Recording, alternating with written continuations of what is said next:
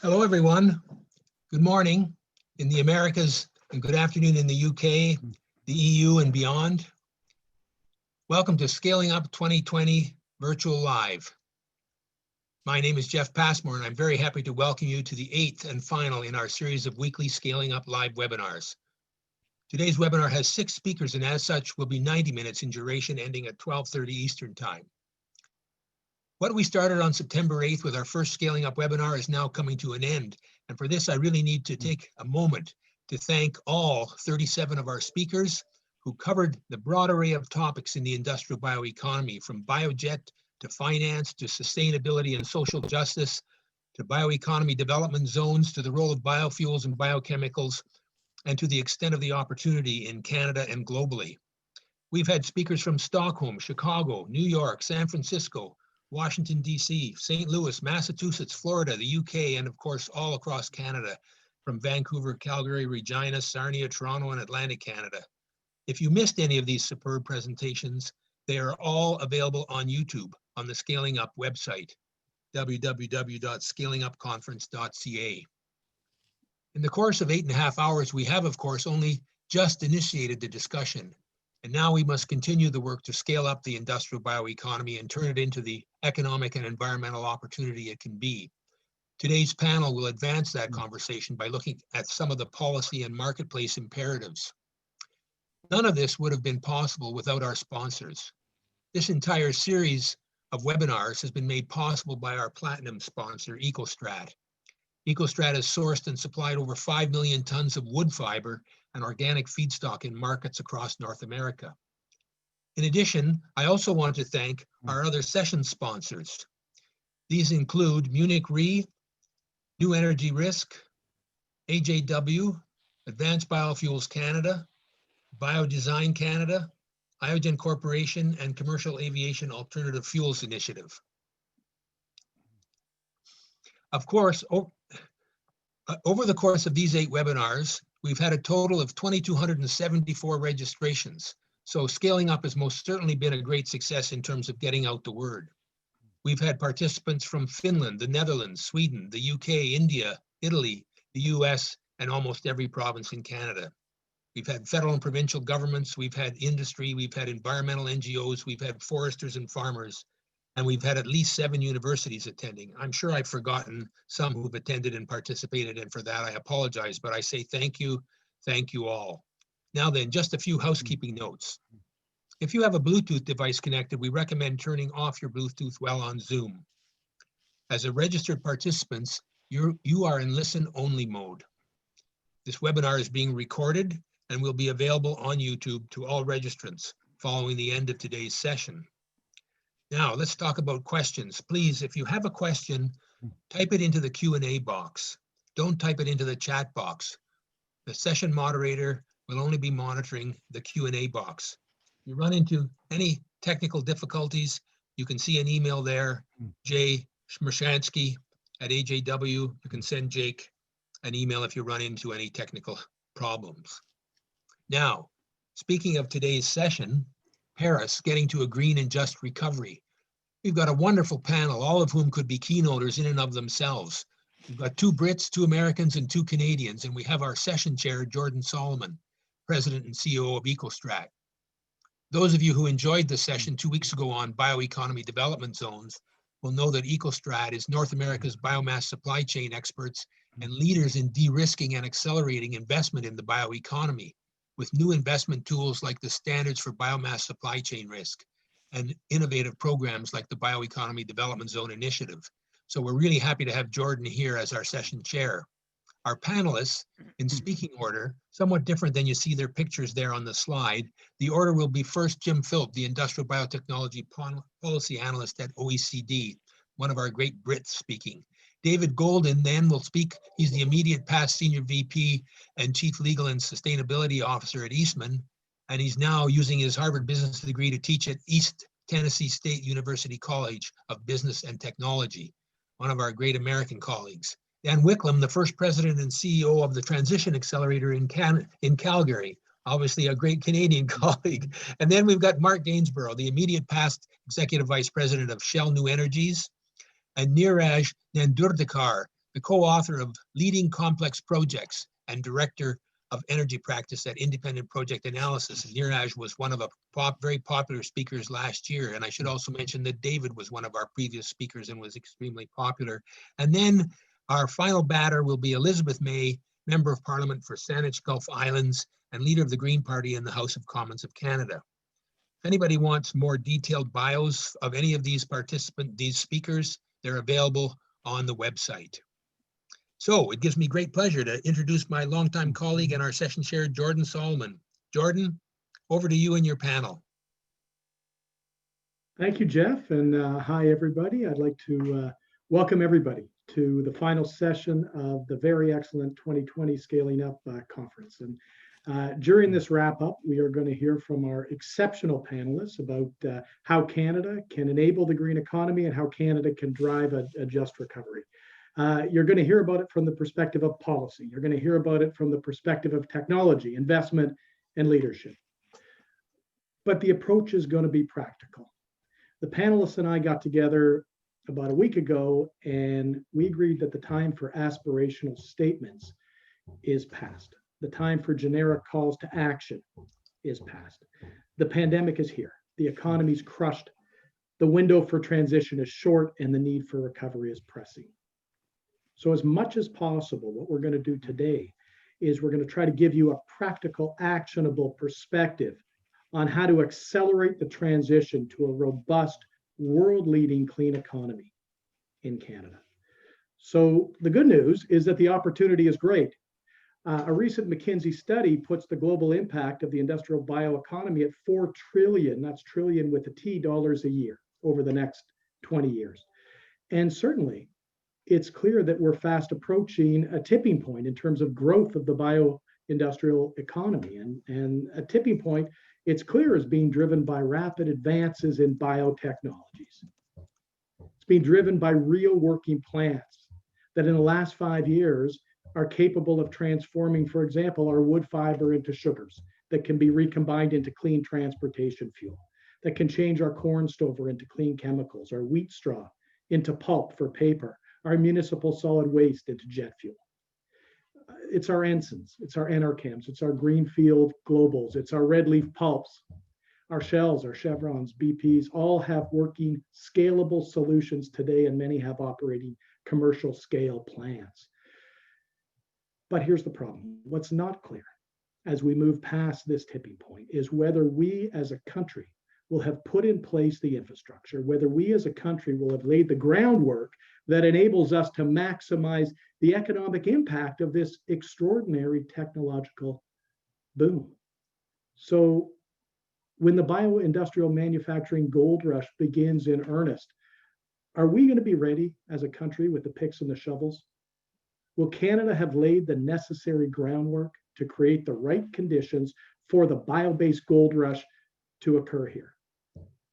So look, we call them gold rushes for a reason. Lots of development happens very quickly. If you're not set up, it passes you by. We saw it in the corn-based ethanol boom in the US in 2007.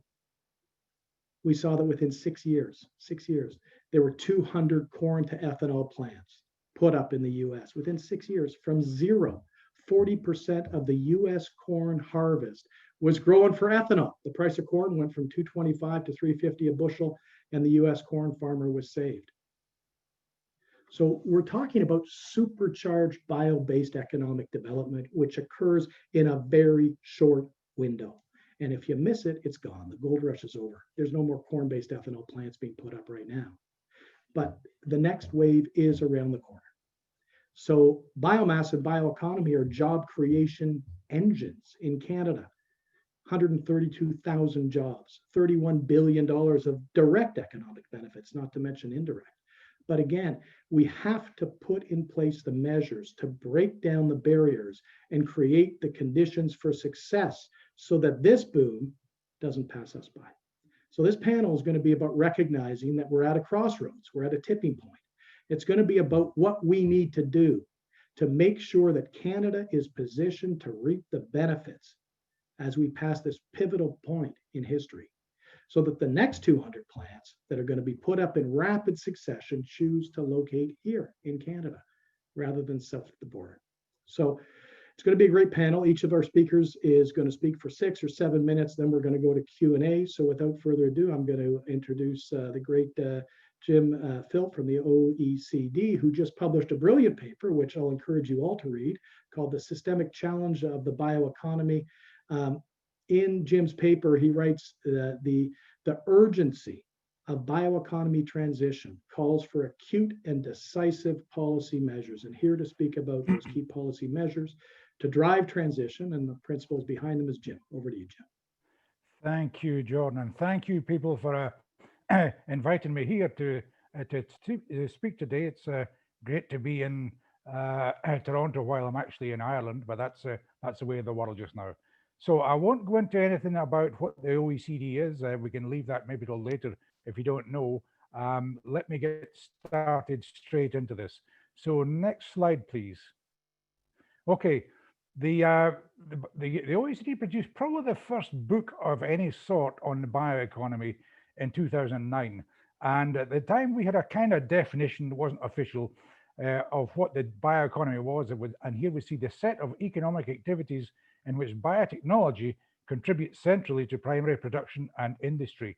Now that's a position which has shifted since then over those 11 years and has in fact called for the OECD to revisit our definition. But take a look at what came from the forward. It's attentive and active support from governments and the production of these innovative policy frameworks, because what's trying to be done here is very different what's out there than from what's ever been done before. So next slide, please. Right, this is a little bit out of date. It's a couple of years out of date. So from 2009, when we produced this, the US produced its bioeconomy blueprint 2012. The EU produced its first bioeconomy strategy 2012, and then many countries have fallen into the fold. Now there it's out of date because Canada indeed now has its own dedicated bioeconomy strategy. I noted that it takes the European Union definition of bioeconomy, and also thankfully it says that they will use biotechnology as to gain advantage, which is not in the new EU strategy of 2018. Next slide, please. Right, we did some work from 2017 onwards on looking at innovation ecosystems in the bioeconomy. Now, the way we work with 36 governments, and we asked those governments to fill in surveys, questionnaires, put on meetings, workshops, and also to fill in to do surveys for us and give us case studies. So in this particular piece of work, we had 10 national case studies, including Canada, and we had from it 6 international workshops, which is more than we normally have. So the data here are quite strong, we believe. So what I did at the end of that process, I looked at all of the policy measures which different countries were using, and we decided in the OECD, because we didn't have these innovative frameworks, we decided we would put bioeconomy within the frame of innovation, of an innovation policy framework. So that's effectively, ideas to market. So you see here, I've put on the left-hand column the technology push, the supply side, if you like, and the demand side as a market pool, and then those measures which you could argue were both push and pull. And in green here, I've put in the measures which I see most across those 10 different case studies. And what we concluded from this was that, as often happens with governments, there is much more emphasis on the supply side than on market making. And we produced a document in 2011 that said, if you want to introduce a new technology, you cannot simply do the supply side. It's essential that you do the market pool as well, because the industry has an army of small companies who are trying to prove the technology, do the engineering, and you can't expect them also to do the market work. Now, they put in red there 2 things which highlighted to me that the countries were looking at a smaller picture. there was hardly any mention whatsoever about fossil carbon taxes and hardly any mention at all about removing fossil fuel subsidies, which are the big ways to get the money into the system. And that was an alarm bell to me that said, maybe countries aren't looking at the bigger picture when they're looking at bioeconomy. Next slide, please. So these data are very much up to date. I'll stress I don't work in biofuels. I work in bio-based chemistry and the biotechnology side. But we see that there are much more data for biofuels than in my area. So on the left here, we have a quotation from this 2020 document by the IEA, International Energy Agency, which is our sister organization in Paris. And on the right here, you might think that I've forgotten to put the bars in, the green and the yellow bars for biofuels and biogases. But if you look closely, you'll find them immediately to the right of the red bars for coal. In other words, the investments in fuels and biogases has been very, very small compared to in the fossil industries. And that kind of is a bit of a kick in the teeth to the people who have been shouting at me over the years about all this money being poured into biofuels and biogases. Next slide, please. Again, I have some text on the left from this from the IEA, which every year it does its World Energy Outlook. And on the right here, the IEA also keeps this fossil fuel subsidies database. Now, that word inefficient there is a tricky little word, phasing out inefficient fossil fuel subsidies. It was introduced in 2009 by the G20, and it's taken to mean either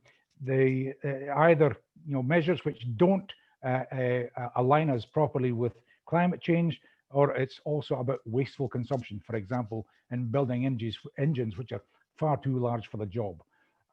So I don't expect you to spend any time on this chart, but just look at the purple. For many years, these subsidies in fossil industries have been enormous, especially the fossil fuel consumption subsidies have been enormous. And the idea of subsidies, of course, is you apply them for a short period until an industry gets up and running. However, as we know, these fossil industries are over 100 years old, and yet we see these huge subsidies still pouring into them. And the OECD IEA says those are largely wasteful. And one of the things I've been suggesting in a paper that was mentioned by Jordan was that we transition to those subsidies go into green energy or green projects rather than into fossil. Next slide, please. Now I'm going back to I started in biotech and I'm going back to biotech because synthetic biology is the baby of this century. And what synthetic biology is effectively, it's a kind of abstract term for many. You could also call it the digital biology.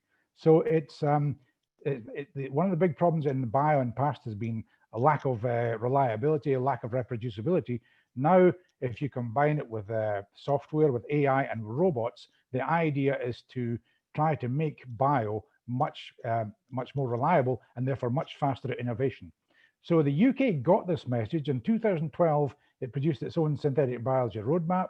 From 2014, started to put this public infrastructure in of 5 biofoundries, 6 research centres, and critically, the Industrial Translation Centre in London. And all, this was very well thought out. Edinburgh is doing work on mammalian cells, Manchester on bio-based chemicals, Norwich on food, Cambridge on plants, Nottingham on gases. And I say with this centre in London, what they've found is with this investment of £350 million sterling, that's leveraged 6 times that in public investment, with about 180 synthetic biology companies working right now in the UK. And final slide, please. Okay, this was less than 2 weeks ago. A colleague and a German federal agency sent me this email, and you'll see right at the top, the convergence of biology with IT, which I've just been talking about, opens new possibilities in medicine, healthcare, etc. And then these are my highlights in bold. The board advises the federal government of Germany to put the topic on the political agenda. My worry here is, though, this is very like the messages we were putting out in 2009, more than a decade ago. And when we come to 2030, are we still going to be saying the same things? There's a small number of countries have taken this message on board, and they are booming with this. And we encourage others to live by that message. So with that, thank you very much for your time. And Jim, I thank you for that fascinating presentation.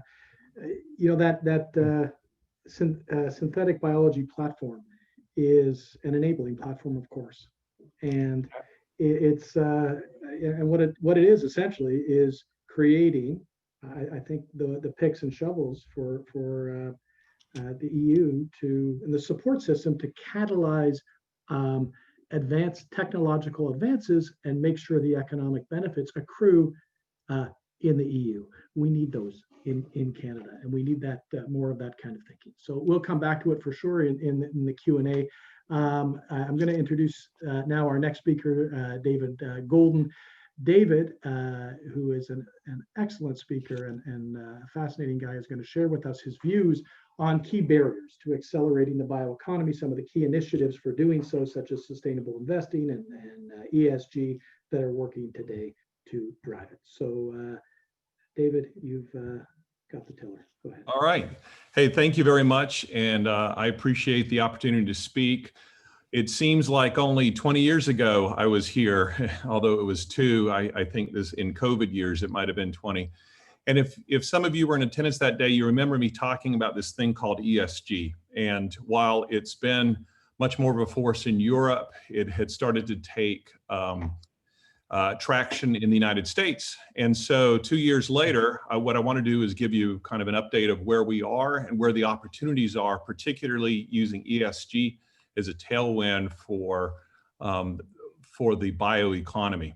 When usually cover slides or throwaway slides, but I was looking for something that captured ocean, atmosphere, land, people, and risk in the context of ESG. And I remember being on a beach in 2011, taking this picture, and put aside the foolishness maybe of me being on the beach. I think it captures what the potential is here, both in terms of opportunity and risk. If we can't figure out a way for the people to work in this world, which is increasingly complex and interrelated, and get through the risk, then we have an entirely different future than what we'd want. So if we touch to the next slide, I think this kind of captures one of the drivers for ESG. The traditional financial metrics don't seem to work as well in a storm and for our future. And here you see this in stark contrast when capital markets look for signals to where they place their bets. And if the signal isn't working as well, they need a different signal. If you go to the next slide, you can pictorially, I'm kind of a picture person, those of you who've worked with Wall Street, one of the big concerns is it's so short-term oriented. And so one of the things that ESG is intended to do is elevate your risk line of sight, so you can still see the other risks, but you can see much farther down the road. So as you're making those long-term strategic decisions, you do it in a way that your investors and other stakeholders are not going to be unhappy down the future. So if you jump to the next slide, there's 3 big drivers for ESG. And again, I know it's been around in Europe longer than the US, but this is why you see it accelerating in our largest capital markets. Number 1, if you were to look at the percentage of intangibles on the balance sheet today among publicly traded companies versus the 70s, that number is essentially flipped. Back in the 70s, about 30% of your asset base was categorized as intangibles. Today, it's about 70%. And so Wall Street needs a different tool to evaluate the quality of that balance sheet when so much of it is intangible. Secondly, and this audience probably needs no explanation as to the need to account for externalities, we're beginning to see at a greater acceleration the consequences of past corporate decisions as impacting land, ocean, and atmosphere. And if we don't do a better job of sending a signal both externally and internally, we continue to make bad strategic choices. And then thirdly, what I call the new regulator. Historically, governments have been regulators and effective regulators. Today, the new regulator can be your supply chain, your customers, your employees, your communities. such that if an environmental regulation disappeared from the books, I got a call from the Wall Street Journal back in 2016 asking my view of deregulation. And what I said was, because companies are regulated in other facets, you could take certain environmental regs from the books today, and no company would be foolish enough to go backwards. If you can go to the next slide. And you see, and I'm going to take you through this because of this. You see large funds such as a BlackRock, and you can see from this is exactly what they're looking at. They're in the presence of uncertainty. How do you get stronger signals to make better investment decisions? If you talk to BlackRock, they don't even care that much if it's simply correlation or causation. What they have noticed that for companies that improve their ESG record, those companies tend to outperform the market, and particularly tend to outperform the market during uncertain or stormy times. Next slide, please. And so what this is pushed for is better disclosure, because if you're looking for a signal, more data tends to help you in finding the signal. So this is a United Nations push to all of the 100 plus markets, stock exchange markets around the world, of how coming up with a common template for those stock exchanges to require better ESG disclosure. And so you're going to see, because of this, an acceleration driven by this as well. Next slide. And you are already seeing investors taking this data and coming up with their own proprietary ranking mechanisms. They can range from ISS, adding it to their, ISS has been in the governance ranking business for quite a while, and now they have an ESG. And this is just really the tip of the iceberg of what is available. And next slide, please. And so what that leads to undoubtedly is corporate action. And I'm not even going to attempt either to capture all of the ranking opportunities or the corporate action, but I'm just cherry picking a couple. You've seen last year the Business Roundtable that has $7.5 trillion in revenue in the US take this a stronger position, the purpose of redefining the purpose of the corporation. And there's a very good debate on how serious are they? Are they just saying it for the sake of saying it? Is it aspirational? What's the action? You see things like the CEO Climate Dialogue, and then again, the Business Roundtable come out most recently with another statement, this time on climate change. And next slide. And if you double click on that, you see this, this very interesting statement. And what they're doing is arguing for, among other things, a better signal on the price of carbon to drive the deployment and development of breakthrough technologies. And so if I were CEO for the day for a bio company that is looking to launch a solution, I would start putting together an addressable market map for the, beginning with companies in the Business Roundtable, the CEO Dialogue, or others that are going to be increasingly looking for breakthrough R&D technologies that can change the carbon footprint. Next slide, please. And so, because what you're seeing is right now a view from the investor base that says, you say this, but we don't see it aligned in your strategy. You see, 62% of those surveyed just last year find a misalignment between what companies say on ESG and what companies do as far as strategy on ESG. So that's a huge issue, right? Because increasingly in a world of transparency, companies won't be able very long to say one thing and do another. So there's a huge opportunity for strategy infused by the bioeconomy. And if you'll go to this last slide, please. Well, the next to last slide. This is good. This just reinforces the point. Again, institutional investors are saying it's okay if we see some shorter term returns not as high as what we're used to seeing. We expect, as we look long-term, the boards and companies taking this more seriously. And then to this last slide, which I believe highlights the opportunities. And I know this panel is going to be addressing these. We can do some in the Q&A, but companies generally don't outrun their board.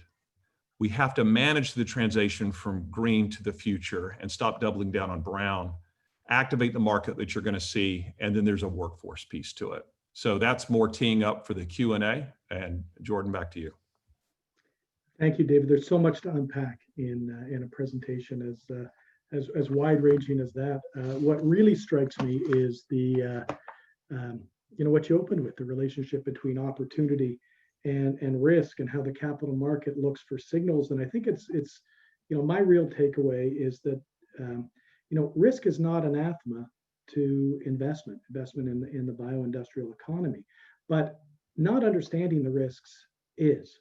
Markets can handle risk. The capital markets understand risk. And when they understand it, they know how to price it. When they don't understand it, though, they don't know how to price it. So we do need better signals. Better signals help de-risk investment, and they help catalyze the green economy. I'm sure we'll talk more about it in the transition.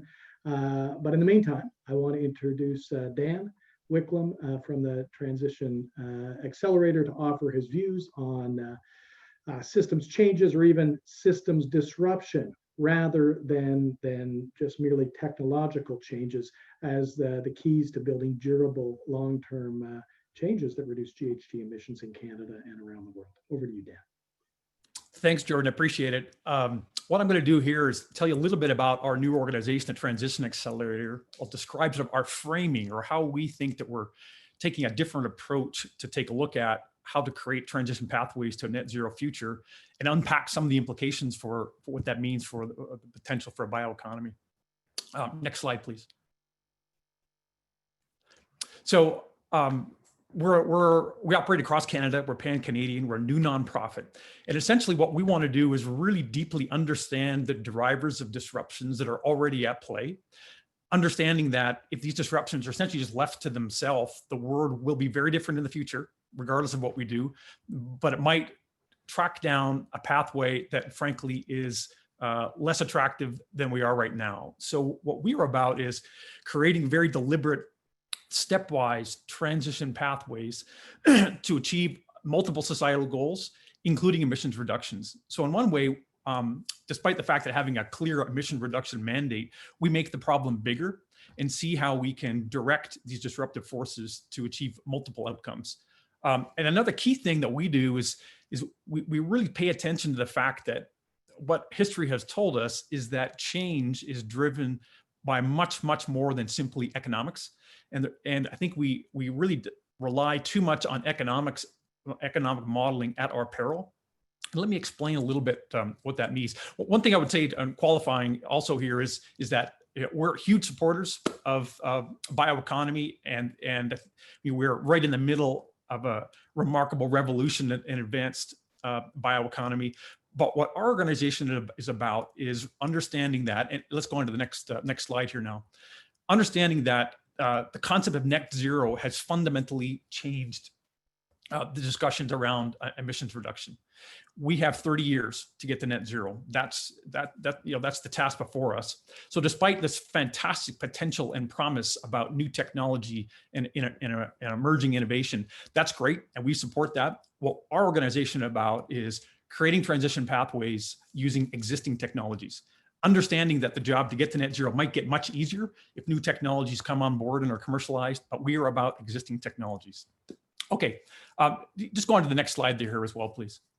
One of the concepts that we feel very strongly about is that there can be real pathways, real transition pathways to get to net zero, and that's the top of this mountain, the longer term target, and there can be dead end or false pathways. So we come up with three essentially criteria that true pathways have to meet. Credible, meaning is a pathway, think technology platform, think individual technology. Is this actually credible? Is it technically, economically, and socially credible? Is it compelling?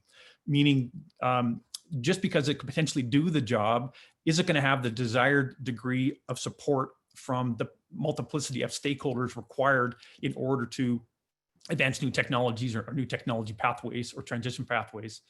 And then is it capable? Is it actually capable of achieving the targets? I'll refer back to this slide on my next slide when I talk about sort of dead end pathways and then true capable pathways. Much of what we've been doing in the last 30 years since the signing of the UNFCCC is trying to reduce emissions. Emissions reduction was good enough. Now we've got 30 years essentially to negate emissions in whatever net zero definition that we want. And that's a fundamentally different challenge that we think requires a fundamentally different framing. So instead of being able to start with our existing energy system and then decrease emissions in the existing energy systems and existing technologies, using existing technologies with wedges, X% in sector Y or Z% in sector A, we don't really know what the eventual system will look like if we take this essentially wedge approach, starting with the existing energy system. We might end up taking dead pathways. What we think we need to do is define what the actual eventual energy system would look like, even with all its vagaries, and then create transition pathways to get to that energy system. So on to the next slide, please. So here's really the framing. There are many, many ways to reduce emissions, and we've been trying that for 30 years. The reality is that there are very few compelling, capable, and credible energy systems that we can have in 2050 that can also be net zero. So another way of saying this is that we feel that we have to define our end destination before we start taking and developing and investing significantly in transition pathways, instead of taking the approach that we've been doing mostly to date, which is starting with the existing energy system and changing it. So the data in these two figures aren't really important, but they're real. So on the left pie here, we have 2017 data about Canada's energy system. This is from federal data. Essentially, what are our energy carriers in 2017? And then what we've done with certain modeling assumptions, we've defined what a potential net zero energy system could look like in 2050. And not surprisingly, there's massive electrification. We also think there's going to be massive hydrification. The world, it seems to be waking up to the understanding that hydrogen will be important in a future energy system because there's simply things that hydrogen can do as an energy platform for which there's really no other option. So we certainly see a need for biomass, but we're probably not as bullish on biomass as many other folks. Onto the next slide. And the reason is, and again, I'll qualify this next slide here. I'm speaking about biofuels, not broadly in terms of a bio-industrial economy, but you can see how we've applied this logic in terms of having to have capable, credible, compelling pathways to get to net zero. So in a net zero world, we do see biofuels as an application for industry, buildings, agri-food, and some transportation markets, especially aviation fuels. But when you couple the economic models and the technical models that show great potential for biofuels with some of the real world limitations like feedstock issues and land use competition and biodiversity issues, we feel that that's going to limit their contribution. We also think, though, that the potential need for negative emissions through a bioenergy CCS, carbon capture and storage, might expand its role. And again, just for way of illustration, extending this logic stream further into just ethanol just for vehicle transportation, the concept of an ethanol gasoline blend in an internal combustion engine is that technology is not compatible with net zero. And 100% ethanol blend, we feel, is not practical at scale because of land use and biodiversity conflicts. We've got quantitative modeling on this in several reports on our website, transitionaccelerator.ca, if anyone's interested in the data. So the question we have, and again, this is a rhetorical question. I think I was brought into the panel maybe to be a bit of a foil. But if ethanol for vehicle transportation is not practical at scale, is it a credible, capable, and compelling transition pathway step? Even though it could reduce emissions, if it's not part of an eventual net zero emission energy system, should we be devoting capital, whether it's financial capital or leadership capital, in a big way into this technology platform, or should we be devoting capital into technology platforms that are absolutely required to get to net zero and will absolutely be part of a net zero energy system in 2050. Jordan, I'll leave it there. Well, I'm sure that Mark from Shell New Energy, who is coming up next and blends several billion gallons a year, one of the largest blenders in the world, will have something to say about that. I think that the perspective is extremely valuable. I also think that, as I always say, the time is short. The need is pressing, and we can't let the great be the enemy of the good. We must transition. Capital will flow to where returns are, and returns right now are in that transition economy. I think probably the real actionable story meets somewhere in between those two perspectives. But to give the other perspective, I think we'll move to Mark. Past Executive Vice President of Shell New Energies, and he'll give share the perspective of Shell's experience as one of the clean energy leaders, pioneering some of the new clean energy technologies that'll drive the transition. I know that Mark is going to speak about the importance of de-risking investment in clean and green tech, and the important role that government needs to play in making that happen so that these industries can get off the ground. Over to you, Mark. Yeah, thanks, Jordan. Many things that I could talk about in the whole space around energy transition and the journey to net zero, because in my time with Shell, we've tried most of them with varying results. I must say that I agreed with quite a bit that Dan had to say about the different transition pathways. I don't have any charts I'm going to use today, so you just have to bear with me as I try and talk through some of those issues. And I think I come at it from, I think Shell comes at it from a perspective that we're not a single issue campaigner here. We believe that for the energy transition to be successful, we have to pull every lever that is available to us in terms of decarbonisation. And for sure, some of the things that Dan talked about are going to feature very heavily. We believe that it'll be a world of deep electrification. Anything you can electrify economically, you should be doing that. There's plenty of stuff that's very hard to decarbonize through electrification. Hydrogen is going to play a very big role in that space. We didn't talk today so far about the role of nuclear, but probably small modular nuclear will be part of the solution as well. There are a few Canadian companies working in that space. And of course, then there's the whole piece around both the bioeconomy, both the way we were talking about it today so far in terms of biofuels, biochemicals, bioplastics and the like. But I think also another bio-related element is how natural carbon sinks can be developed, and we're starting to see growing interest in markets for carbon and how those can be connected to projects that create natural climate sinks. And in fact, you have abundant natural climate sinks in Canada, and I'd urge people in Canada not to overlook the potential that has as well. But coming back to biofuels, I think Dan made a fair point that there are a range of views out there about how big and how important biomass and bioenergy can be in the energy system of the future. Certainly, my perspective and the perspective that we had at Shell over the last 20 years is that biofuels ought to play an important role in the energy system of the future. Partly because there are areas where we're going to be continuing to use internal combustion engines for quite a while, even if we ban the sale of new ICEs in the coming years. There's still going to be a fleet of vehicles around the world, and you've got to do something to address the emissions there. And increasingly blending more and more biofuels into the mix will help to do that. You've also got the challenges around aviation and the transition to electric or hydrogen aircraft is likely to take quite a while. So again, we've got to work out a way to decarbonize with more and more biojet in the mix. And then I think the other thing that really gives important credibility to bioenergy is this whole concept of BECCS, is that you need to have some negative sinks to offset some of the things you really can't decarbonize. And so having bioenergy with carbon capture and storage is going to be a very important part of the end game in 2050.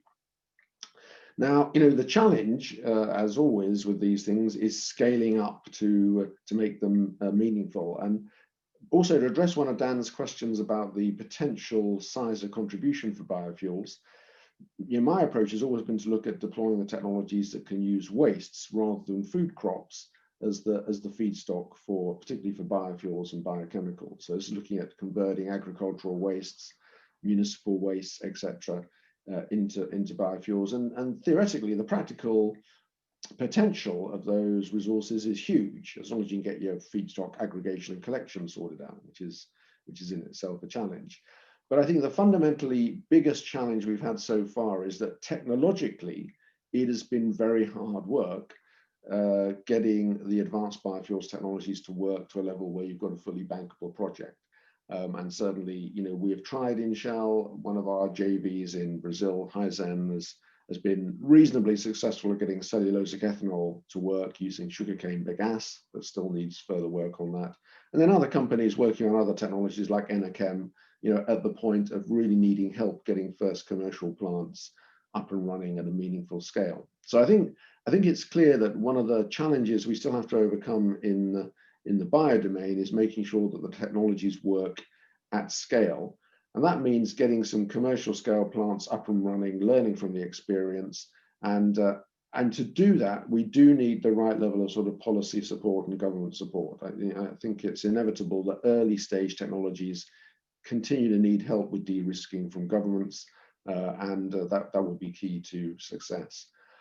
I think one of the other conundrums that we have is that although ESG investors that David referred to are very keen to invest in a low carbon economy, they're prepared to take a long-term view, and they are prepared to take lower returns, but they're very, very wary of taking too much technology risk. So one of the barriers that I see is bringing those sort of ESG investors in to relatively early stage technologies is tricky. Frankly speaking, if I was developing in Shell an offshore wind farm, proven technology, if I want to sell it on or bring in a financial investor, even pre-construction, not a problem. People will happily put pension fund money or ESG money to work in those sort of assets because there's very limited technology risk, there's very little market risk because of the way offtakes are structured. Bringing those type of investors in to an early stage commercial scale advanced biofuels plant is not possible today. So we have to think about how we create the conditions where those sort of investors can be brought into the mix. And again, it's probably back to some of the things that Jim mentioned at the beginnings, having government policies that incentivize the demand for advanced biofuels are absolutely critical. That may mean mandates, it may mean mechanisms like the low carbon fuel standard, but whatever way we cut it, we need those demand side incentives to create a certainty of offtake for what comes out of those biofuel plants. So I think that this is the sort of challenge we've got is a double-fold one in the case of the bioeconomy. For many of the technologies, we've still got work to do to manage down the technology risk, but we also need to create the right sort of incentives and policies that will give us reliable offtake for those plants, and that we can then start to be confident that, we talk about not building one or two of a kind, we start to talk about building 10 or 20 of a kind. And I can tell you that in Shell, the appetite was there. If we could get to bankable projects where we could bring in co-investors, the appetite was there to build advanced biofuel plants on a very large scale. I've been at that 20 years in my Shell career. Jeff knows that well because I first met Jeff when Shell was working with a Canadian company, Iogen, on some of these technologies. And I still remain in hope with the right support over the next few years we can get there. But all I would say by way of summing up is that I completely agree with the opening remarks from Jordan that the time to act is now. We've been at this for a long time, and we haven't got a lot to show for progress in terms of advanced biofuel manufacturing. To be honest, if we don't make progress over the next decade, the market will solve the CO2 problem with other things. I think it makes our life harder if we can't deploy advanced biofuels as part of the solution. But we have to show progress over the next decade, as we do with all the decarbonisation levers. There is no hope of getting to net zero by 2050 if we don't see significant progress over the remainder of this decade, scaling up biofuels, starting to see the first very big hydrogen projects being developed, seeing a continued massive build out of renewables, and indeed seeing a scaling up of the market for natural climate solutions and the carbon market as a whole. If the world could organize itself around a sufficiently high carbon price, our lives as investors would be made so much easier. I don't expect that to happen easily anytime soon. So we're going to have a patchwork quilt of incentives and policy support. We will do our best to navigate through that investment landscape, but we certainly do need significant policy interventions if we're going to get anywhere near net zero by 2050. Mark, thank you. Thank you kindly. And I think to everyone, when a guy like Mark says that there's an appetite by a Shell to build many bioplants, as long as the right conditions are in place to do so, we should all stand up and listen. And he touches on two very important levers, of course. One, creating market pull, but I think one of the key takeaways, and Mark, feel free to speak to it if I hope I'm summarizing you correctly. Creating market pull, market demand through policy is absolutely vital. But it's not enough. It's necessary, but it's not sufficient. What makes it sufficient is de-risking investment in the technology, amongst many other things. But the point is, we can create the best policy in the world, the most market demand, like in Canada through the CFS, et cetera, et cetera. But if we don't also address barriers to investment, if we don't also create the conditions to make to stand up these kind of plants for investment, for deployment from companies like Shell, it's just simply not going to occur at the speed which it might. So, Mark, I'll give you one last chance to comment on that before we move on. Yeah, I think those are the two sides of the equation. You've got to get synced up. You've got to have the policies to create the demand, and then you've got enabling policies that help you to de-risk the investments. And to be fair, that's worked pretty well in some other parts of the low carbon economy. If you think about wind and solar, we had a lot of subsidy thrown at those, and it helped the industry get down a technology cost curve and a learning curve very fast, to the point where these are very economic technologies now. And what I hope is we can see the same thing happening in the bioeconomy with the right sort of push, both in terms of creating demand and helping with the early technology risk, will let us deploy at an increasing scale, get increased confidence in the technology, and drive down the costs. Those are absolutely key. I'd agree. In fact, I'd say it would be naive to think that the dynamics that we've all seen in solar and in wind, where the cost to produce an electron with solar has crossed the curve with the cost to produce the same electron with dirty coal. Those curves crossed about 2 years ago with government support. And so, I think what it evidences is that there is a proper and appropriate role for government in floating the boat for these very important new economy industries. And I think it's also very important to recognize that those subsidies are no longer necessary by and large, neither for solar nor for wind. So they are floating their own boats. And simply because we're not there yet for bio doesn't mean we won't be. We should be. And I think the history of solar and wind is instructive in that regard. Yeah, Jordan, maybe one last thing. In the spirit of honesty, we should recognize that, the economics of bio and particularly biofuels are a bit different from wind and solar. Even with a lot of technology improvement, bio-based fuels are still going to be more expensive than conventional fossil-based fuels. Whereas in the case of wind and solar, you're at a point now where it's actually cheaper to produce from wind or solar than it is from a gas-fired power plant. So I think we should recognize that, biofuels in a way the justification is they go into hard to abate sectors where you've got to do something, even though it's going to cost you something in terms of ongoing costs and subsidies. You say, well, if I'm paying in 20 years time, still, $80 a ton premium for these, it's still better than producing the CO2. So it's effectively saying, it should be in line with the long run price of CO2, which probably needs to be in the order of $80 to $100 a ton. I agree, and I know the audience does too, because the questions are pouring in. But now I think we'll give Neeraj and Nandurdikar a chance to give us his perspective. And I really want him, I think his perspective is really important from in light of the recent speech from the throne, right, which talks about making Canada the most, and I'm quoting here, the most competitive jurisdiction in the world for clean technology companies. It talked about supporting investments in renewable energy. It talked about supporting investments in next generation clean energy. And doing this takes policy, of course, to create market demand for biofuels, biochemicals, and biomaterials.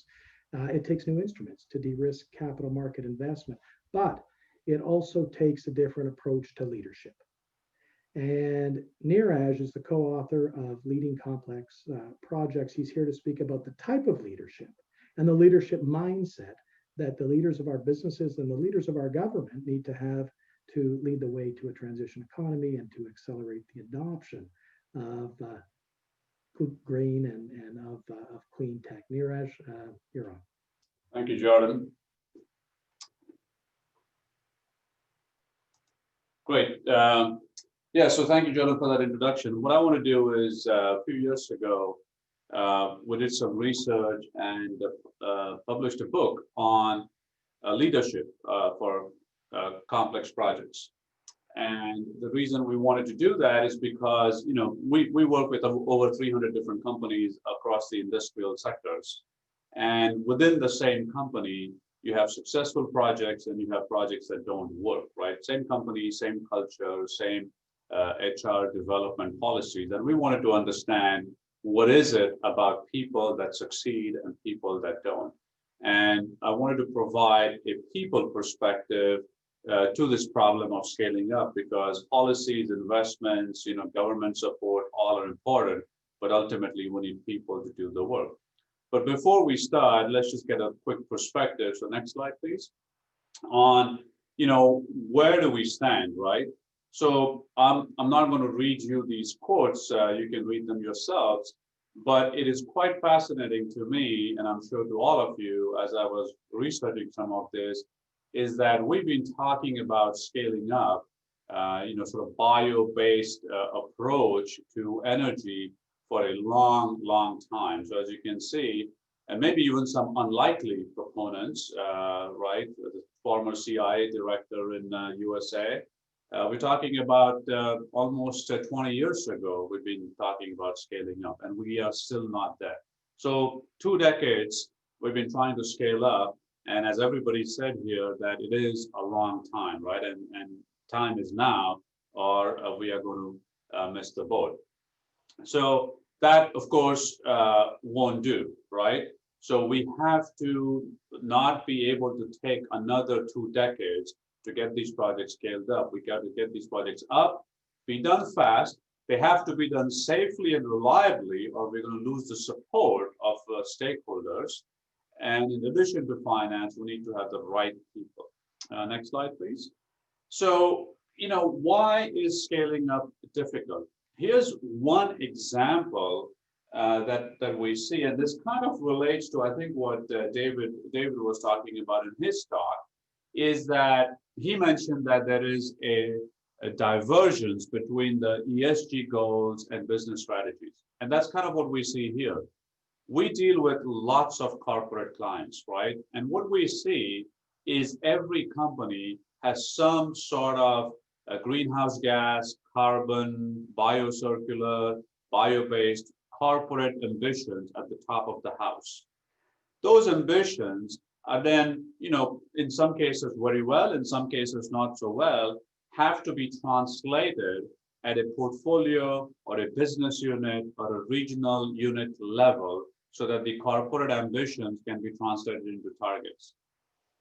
Here's the first gap. When we look at the portfolio of these projects that many of these companies are pursuing, we are not seeing enough projects at the portfolio level that will support the ambitious aspirations that are at the corporate level.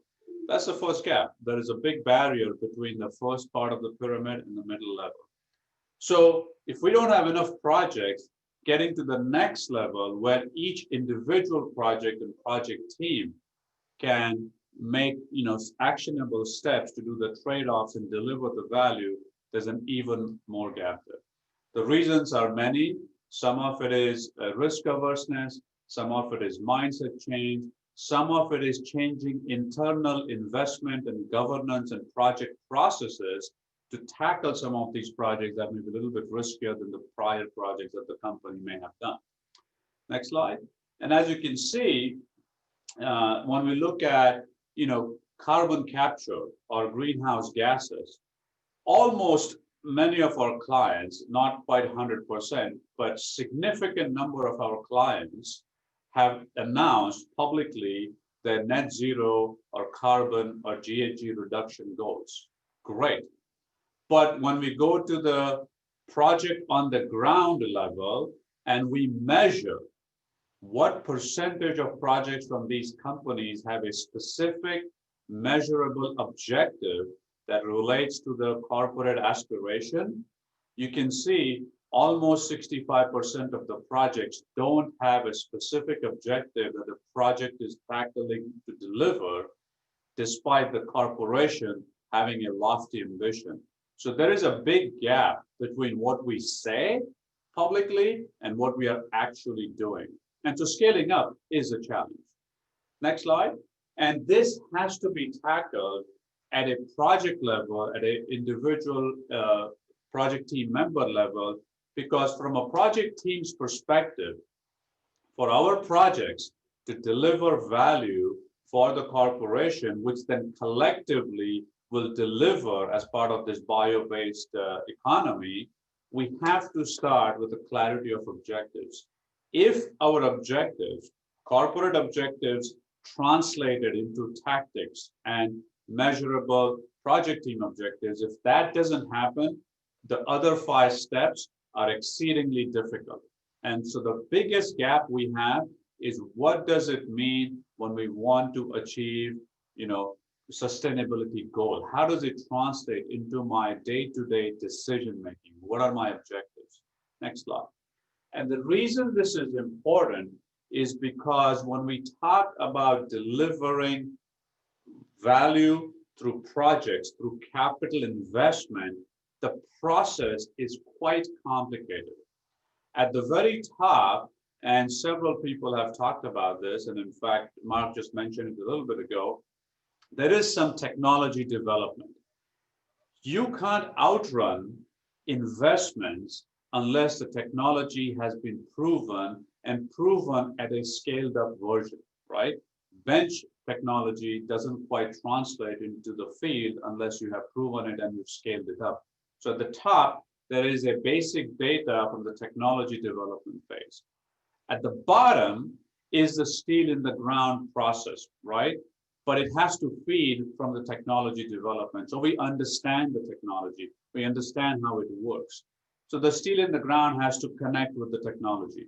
But in the middle is where the shaping and the policy piece comes in, right?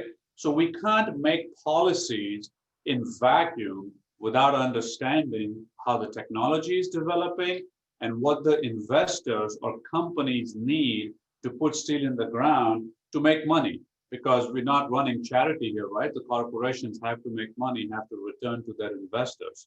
So all these 3 streams have to work together in a coordinated manner. But the policy side, whether it's the government or others, can't wait for the technology to be done. They can't wait for an investor to make a decision. They have to start a little bit early because it takes time. The steel in the ground can't wait. They got to start early. So when you put these 3 things together, what you really get is not a sequential process that most typical steel in the ground projects follow. It's more like a continuous engagement process, almost like a real options, right? Every stream here is trying to gather information, investing a little bit to take the new piece of information, digest it, and react to it. We can't be sequential. We got to be a little bit more real options, discovery driven. Next slide. And the difficulty this puts on leadership is significant. If you think about the project leader in the middle, she now has to look at multiple stakeholders. Outwards at the top, maybe your NGOs, your governments, your regulators, your partners. Inside your own company might be technology departments, R&D, commercial, legal, whatever. And then downwards might be the sub-scopes of a specific steel in the ground project you're talking about, right? So you might be dealing with policymakers externally at the top, you might be dealing with your internal functions to the right, and then you might be dealing with sub-scopes. So as a project leader, that job is very, very difficult. And you have to be able to generate voluntary cooperation, because not everybody that is a stakeholder in this bio project works for you, the leader, which means that the skill set that's necessary for people to generate voluntary cooperation is going to be different, and it's not the same as management. So the need of the hour is to ensure that in addition to finance and policy and regulations, we've got the right people, whether they're in the policy domain or whether they're in an investing company, we've got the right leadership with the right skills. So what are the skills? Next slide. We've done some work to understand what really matters. And most of these things are approached from a project management standpoint, work process, planning of deliverables, allocating the work, holding everybody accountable. And that project management approach does not quite work in this setup. We need a leadership approach where you got to get all stakeholders to agree and cooperate, even though they may not all get what they want. Got to generate followership from the team, and I'm talking about the expanded team, and you essentially need somebody who's got the skills to be a leader of leaders, because there are multiple leaders working different aspects of this project. So we need to know what is the right stuff we need in the people who we want to lead these things. Next slide. And as the research we have done, we've surveyed over 200 different leaders worldwide who have delivered successful, complex projects. And these are the 4 themes that emerge. One, we need somebody who is not just a domain expert, right? We need people who are generalists, who can understand maybe a little bit of a whole lot of different things, so they can see the challenges from different perspectives. That requires the individual who's going to be the leadership role to have a varied experience. Domain expertise, specialty is great, but for what we're talking about is to scale up and take things from where they are today and really make them on a large scale successfully requires a variety of experiences, variety of challenges. So we need to find people who had those experiences in their life. 3 is we need people who are going to be more open. And when I say open, I don't mean chatty, but when I say open, I mean they're open to other people's perspective. And the reason that's important is because a government policymaker's perspective is going to be different than a private company investment perspective. And it goes both ways. Governments need also to have leaders who are going to be open to understand where the technology perspective and the investment perspective comes from, because they all are going to have their own rational but different KPIs. And without open leaders, that's not going to ever be a bridge we can cross or connect. And lastly, we're dealing with people. This requires a very high degree of emotional intelligence. If people that are going to lead these scaling up initiatives are not comfortable working with emotions, understanding other people's emotions, using those emotions, or regulating emotions, we're going to have a very difficult time. Unless the leaders in these key areas have these 4 traits, it's going to be very difficult to be able to do the right leadership tasks, which translate into proper practices that lead to good outcomes. Next slide. So, there are a few things that our research shows that a leader should and shouldn't do. And the only thing I will say here is, in this complex situation that we're dealing with, policy, technology, steel in the ground, there are certain things that a leader at the center of this should not do. They shouldn't be involved in cost estimating or engineering design. They should be involved in that shaping piece, is making sure that the stakeholders are really aligned.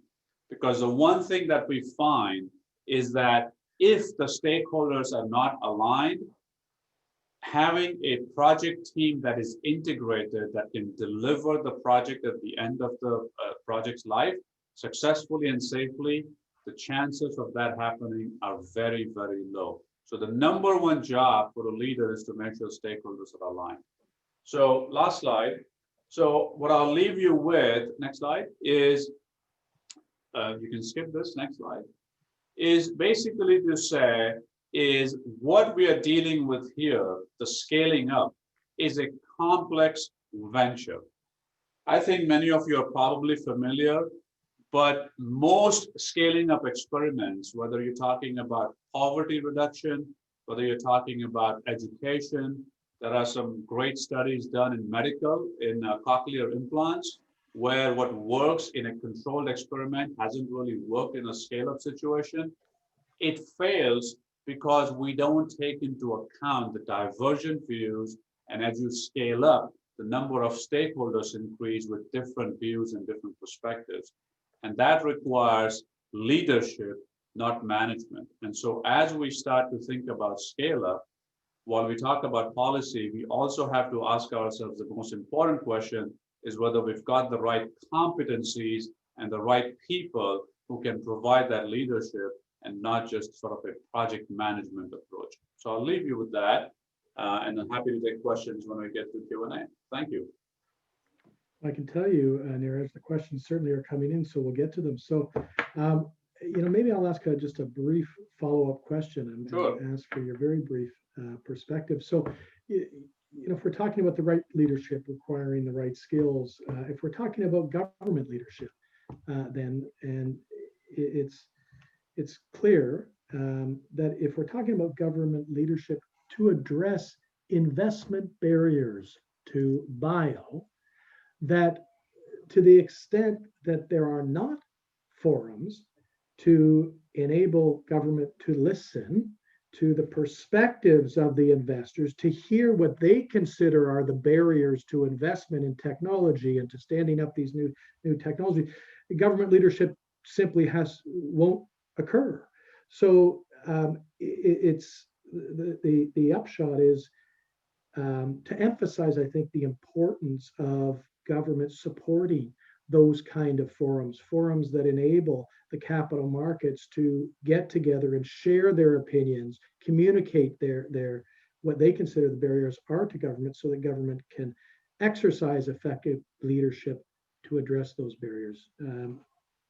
What are your thoughts? That's right. And no disagreement with what you said. I'll just add a couple of underlining comments, if you will, is those forums need to have the purpose of listening with understanding, right? Is when you talk about a private company or even a public company and investing in some of these projects, they will take some technology risks as long as they understand that there is some sort of a mechanism that they're not just totally going to go under if the technology doesn't work, right? We understand that there are going to be some technology risk, but at the end of the day, a public company or a private company is also responsible to its investors and shareholders. So there's got to be some understanding of return. So when we have these conversations, policymakers need to have that perspective as well, right? So that's why I say listening with understanding. You may not totally be able to get to their point of view, but as long as you can at least be open and understand why their perspective is rational, that should be helpful to understand. Same thing goes for the companies, right? The ones who are going to invest the money, is that they may look at a government's policy or policy making process and say, well, that doesn't look rational and that doesn't look this. But we also have to understand the perspective of where the government policymakers are coming from. And the idea has to be that at the end of the day, we're not all going to get everything we want. There's going to be trade-offs, there's going to be compromise. As long as we understand why we're making those trade-offs and what happens because of those trade-offs, so who gets what and who does not get what, if we can get that understanding, that will help move these things forward. And that does require us, in addition to investments and finance, to consciously think about if we have the right people at the table to lead some of these discussions and lead some of these projects. At the end of the day, this whole thing is change management, and change is hard unless you've got the right people who can bring everybody along. Thank you, Neeraj. Let's talk about change. Let's talk about change being enabled by a just recovery. So one of the key assumptions behind the just recovery is that we cannot recover from the current crisis by entrenching the systems that will cause the next crisis. So our last and final speaker is the wonderful Elizabeth May, who is going to speak about the importance of a just recovery and how creating policies that support sustainable infrastructure and resiliency within communities can help get us there. Over to you, Elizabeth.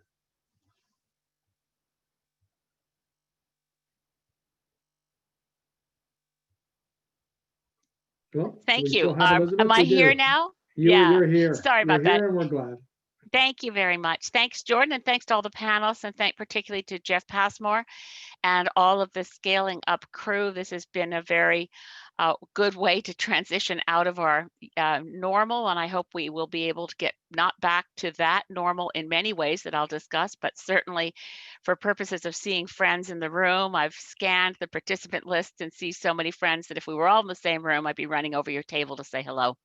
I'd start briefly by saying I'm speaking to you from the traditional territory of Saanich peoples from the Coast Salish Indigenous nations of this coast.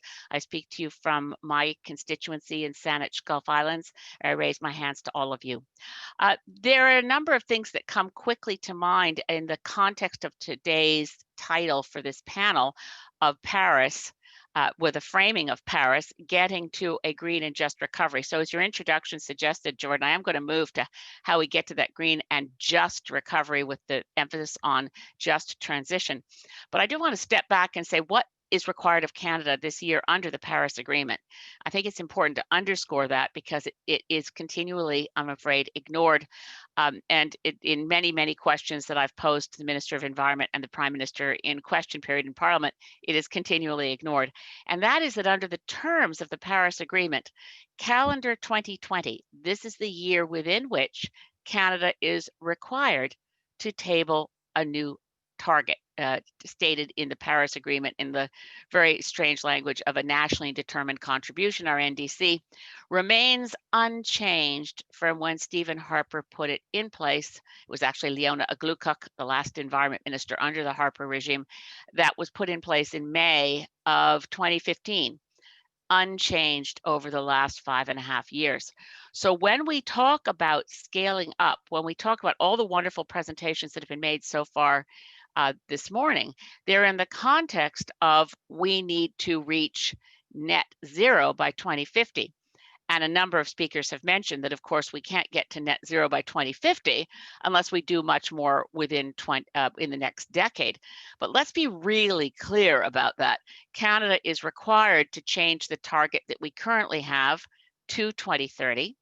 And the nature of the increased target is not dictated, of course, by the Paris Agreement because it's nationally determined. But if we're serious and we look at the Intergovernmental Panel on Climate Change special report of October 2018 on what it will take to hold to 1.5 degrees Celsius global average temperature increase, and if we look at the downside risks of failure, they're not political failure. They literally threaten the survival of human civilization. So the scale of the threat is couldn't be more dire, certainly more serious than COVID-19 on the long term. And we've seen that governments are capable of acting when they accept that there really is an emergency. So as a parliamentarian, I look back on the debates and the vote that we had in June of 2019, in which the Parliament of Canada declared on a motion from former Environment Minister Catherine McKenna that we were in a climate emergency. If we had treated COVID-19 as the same kind of emergency that we treat the climate crisis, we would all be at work, we wouldn't be wearing masks, and we'd be trying to figure out what we do by 2030 to deal with COVID-19. Clearly, governments do not accept that we're in an emergency, and that's why when we look at the discussion we've had so far this morning, and I love Dan Wicklum's assistance on this of pathways and dead ends. I will just put out parenthetically that small scale nuclear reactors are dead ends because there's an opportunity cost to putting all that money into nuclear when we should be making sure that everything we do takes us to maximum carbon reductions per dollar invested, maximum job creation per dollar invested, and the minimum amount of time in which you realize those investments and their returns in reduced carbon and stimulating the economy. Because if we want a green recovery, we want to stimulate our economy. I just want to also mention that if we're looking at why we're not doing better, it's not just that government doesn't realize we're in an emergency, it's that we're up against significant forces that do not want us to succeed. Some of them, and I think entropy, the status quo, is a large one. It doesn't really have malign intent. It has no intent. It's entropy, but it's getting in the way of disruptive technologies and disruptive symptoms. But so too is a deep state commitment to stopping disruptive technologies. It's a deep state commitment to preserving and protecting the very thing we're trying to transition away from, in other words, fossil fuels. So I couldn't help but comment briefly on the presentation that Jim gave us from the OECD and looking at what we've all known for a long time, that inefficient fossil fuel subsidies are in the way. Well, Canada is still a champion in providing inefficient fossil fuel subsidies.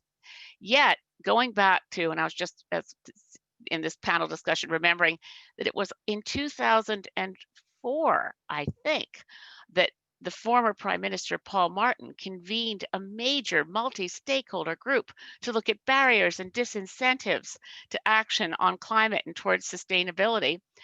And when they removed from the table our ability to study subsidies, the great and wonderful thinker on all of these things, and who served an important term at the OECD, Jim McNeil, just quit the panel and said, well, this is absurd. We now know from the late Michael Ferguson, our former Auditor General, his last report as Auditor General was that for the first time in his experience, and the first time for an Auditor General ever, to have a department refuse to provide information. Finance Canada refused to provide information to our Auditor General as to what the fossil fuel subsidies might be. According to Finance Canada, you can't find an inefficient fossil fuel subsidy with two hands and a flashlight in a country that contributes more to fossil fuel subsidies than other G7 partners. So let's be clear, it's not as if we're all sitting around trying to do the right thing and struggling to find it. The practicable, actionable things, the low-hanging fruit of energy efficiency improvements, of moving to renewables, of embracing a bioeconomy are right in front of us, but there are actors trying to stop us. So yes, transition must be just. Social justice must be embedded in the transition. Indigenous peoples' engagement in seizing the renewable energy opportunities, the bioeconomy opportunities, must be embedded, and making sure that workers in the fossil fuel sector find confidence in the fact that their skills are very transferable, that there are more jobs in a new economy, and that this isn't vague rhetoric, but is made real for those sectors by fully embracing the recommendations from the Task Force on Just Transition, which did a tremendous job. They looked specifically at coal-dependent communities and coal-dependent workers. It was co-chaired by Hassan Youssef from the Canadian Labour Congress and Lois Corbett from the environmental sector. It came out when Catherine McKenna was Minister of Environment. She commissioned the report. It's excellent, and it puts forward all the principles we need to follow. but mindful of the fact that we're running late. I'm not going to run through the principles, which I plan to do. I'll stop there. Happy to answer any questions, and great to be with you all again. Thank you. Elizabeth, thank you. Thank you kindly. I am also conscious of the fact that we're running up against a relatively hard deadline, and I do want to get to some questions from the panel. There's one in particular that I'd like to start off with, and it's in the context of the country about to deploy billions of dollars in the service of a clean and green recovery, but those funds are still limited, right? And in your words, Elizabeth, we need to maximize the job creation potential of every dollar that's invested. And so we have a compelling question from Ralph Torrey about what constitutes a compelling investment. What is compelling? And I think compelling means transformative. And in the interest of time, I'm going to open up it up to the panel and ask you each in your own words, if you were to pick one area and talk about what makes it compelling. And I'm talking about from, if it's 1 to 10, this has to be an 8, a 9, or a 10 in terms of its ability to transform. What is that initiative, and talk to it briefly. Let's start with you, Jim. Well, mine is unfortunately going to be a little bit specific because of my my biotech background, and usually biotech things get shoved into the background anyway. But one of the things I find compelling is not drop-in. For example, there are ways to a bio-based, not a biotech, a bio-based route to graphene as a new material. And there's also a lot of progress being made now with spider silk as new materials for many, many types of applications. For example, like graphene as a foldable electronic material. So these, for me, I think it's maybe a different definition of what you mean by compelling, but I'm speaking from my experience in biotech. I'm not speaking about compelling in terms of climate, etc. For me, that's a different kind of compelling. But for me, those are the ones where we're not talking about drop-in. We're talking about radically different types of materials for the future. So we're talking about biomaterials and supporting investment in key biomaterials. Thank you. Yeah. Mark. I mean, Airbus is investing with AM Silk in Germany to make silk components for aircraft, structural components for aircraft, that kind of thing. The bio bottle from wood fiber. Why make it out of fossil fuels? It can be made out of wood. It can be made out of agricultural residues. Mark, top I think one of the things that's got to be on our mind is that, it needs to be something that's sufficiently scalable. Either it's a bio plant that can, where you can build 100 of the same design to get the scale, or it's a technology where it can be deployed very widely geographically. I think you have to be thinking about where do you get the maximum bang for your buck in terms of both money and people investment, because we need to scale up, very, very significantly, very fast.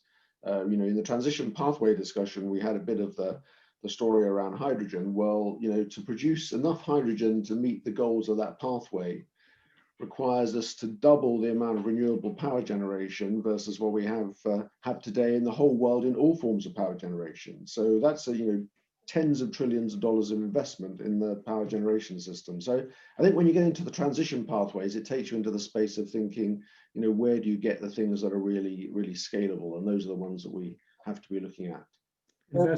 Or blue hydrogen, I would say. We've done some significant analysis in terms of the ability to upgrade natural gas, capture the carbon, store it, costs all in. We can make hydrogen for about 1/3 the cost of diesel fuel wholesale in Alberta.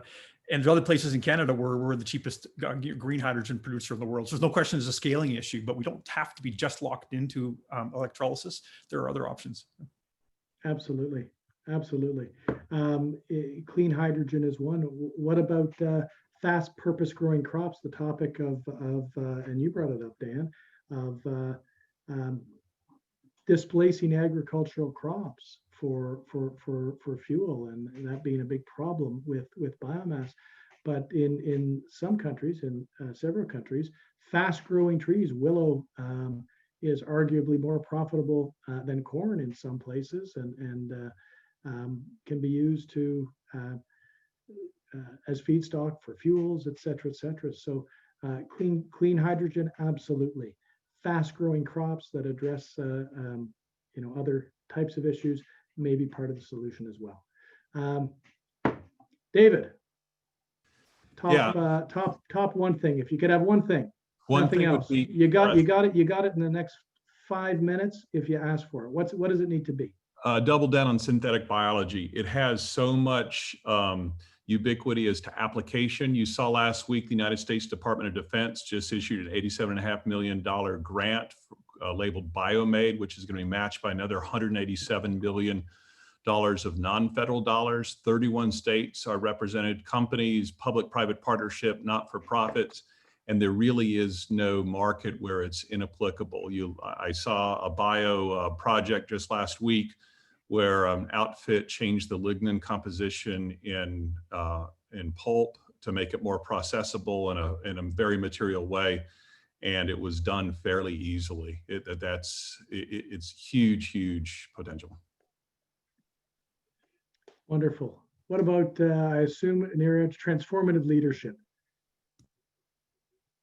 One thing. You need the right people who have the right skills, right? I mean, that's certainly one thing we need.